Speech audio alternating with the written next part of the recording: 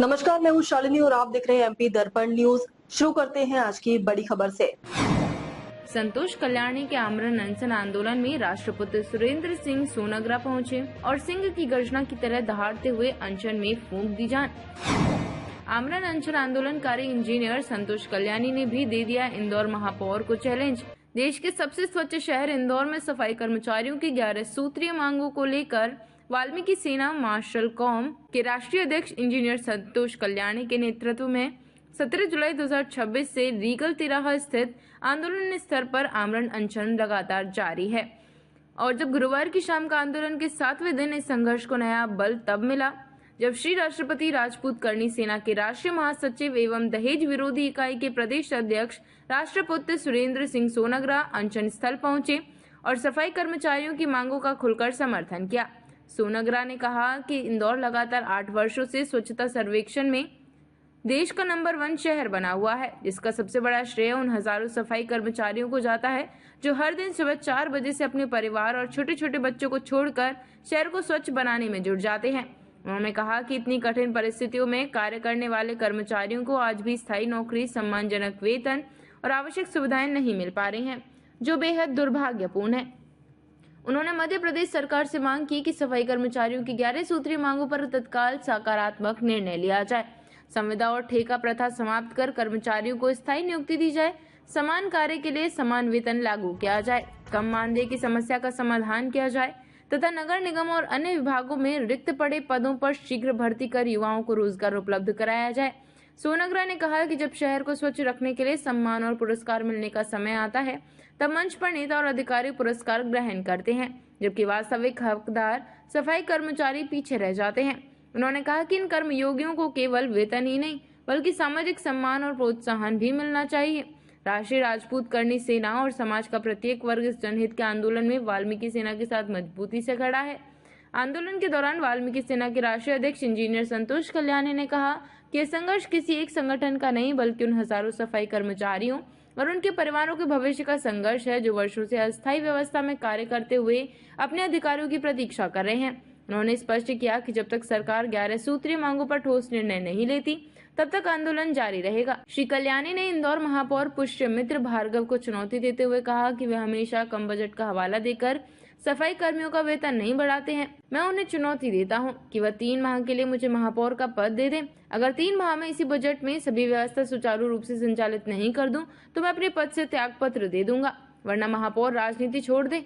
उल्लेखनीय है कि आमरण अनशन को संयुक्त सफाई कर्मचारी कामगार संघर्ष मोर्चा सहित अनेक सामाजिक कर्मचारी और जन संगठनों का लगातार समर्थन मिल रहा है। प्रतिदिन विभिन्न क्षेत्रों से सफाई कर्मचारी, सामाजिक कार्यकर्ता और जनप्रतिनिधि आंदोलन स्थल पर पहुंचकर एकजुटता व्यक्त कर रहे हैं। इंदौर की स्वच्छता में सफाई कर्मचारियों की भूमिका को देखते हुए यह आंदोलन अब केवल कर्मचारियों की मांगों तक सीमित नहीं रह गया है बल्कि श्रमिक सम्मान, सामाजिक न्याय और रोजगार सुरक्षा का बड़ा मुद्दा बनता जा रहा है। अब सभी की निगाहें राज्य सरकार पर टिकी है कि वह सफाई कर्मचारियों की लंबे समय से लंबित मांगों पर कब और क्या निर्णय लेती है।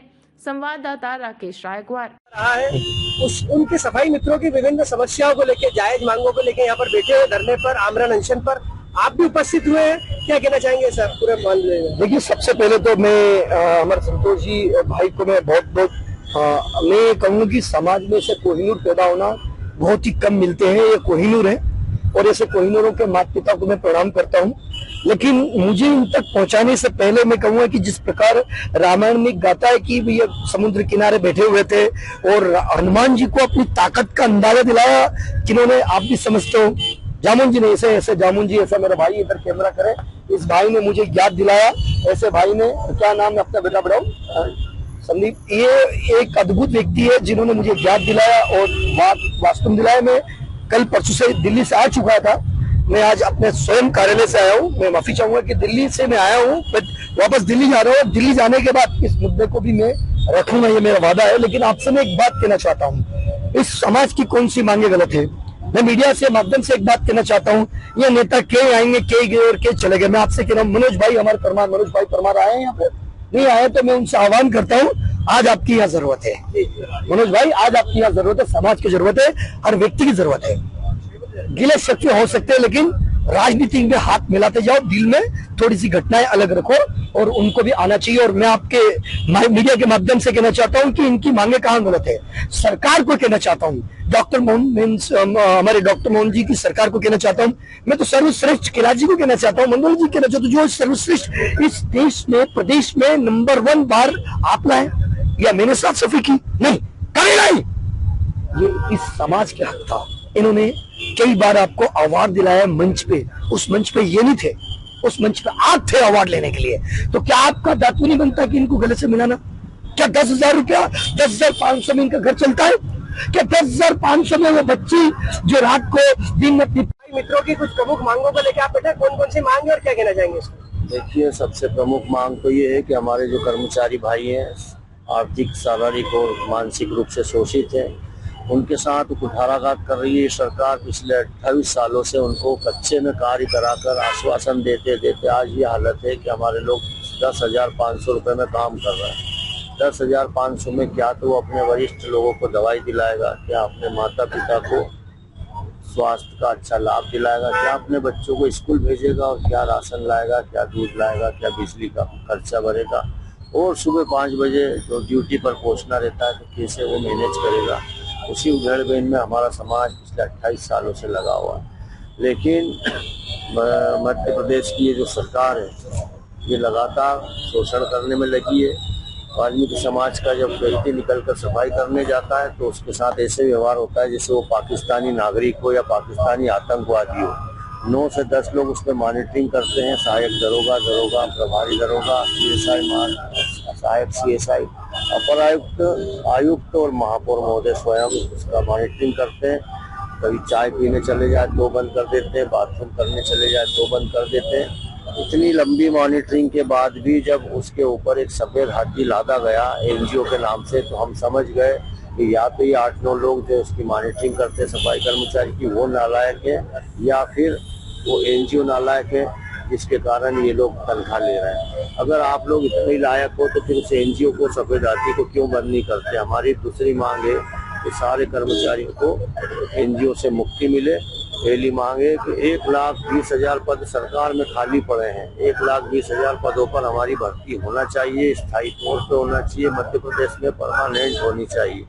नंबर 2, NGO को बंद करना चाहिए। और तीसरी बात, मध्य प्रदेश के नगर निगम में एम्प्लॉई हमारा वाल्मीकि समाज का कर्मचारी है, एम्प्लॉयर नगर निगम है। एम्प्लॉई और एम्प्लॉयर के बीच में हमें किसी दलाल, किसी एजेंट, किसी कंपनी की जरूरत नहीं होना चाहिए, लेकिन इन लोगों ने उसके बीच में आउटसोर्स कंपनी फंसा रखी है। ये नहीं पता कि उनके रिश्तेदारों की है, क्या उनको लाभ मिल रहा है। तो हम ये चाहते हैं। अब तक के लिए बस इतना ही, फिर मिलते हैं ऐसी ही बड़ी खबर के साथ। तब तक के लिए मुझे दीजिए इजाजत और देखते रहिए MP दर्पण न्यूज। आपको हमारी खबर पसंद है तो Instagram, Twitter, Facebook, YouTube channel को लाइक करें और सब्सक्राइब करें। ऐसे ही लेटेस्ट अपडेट पाने के लिए बेल आइकन दबाना न भूलें। धन्यवाद।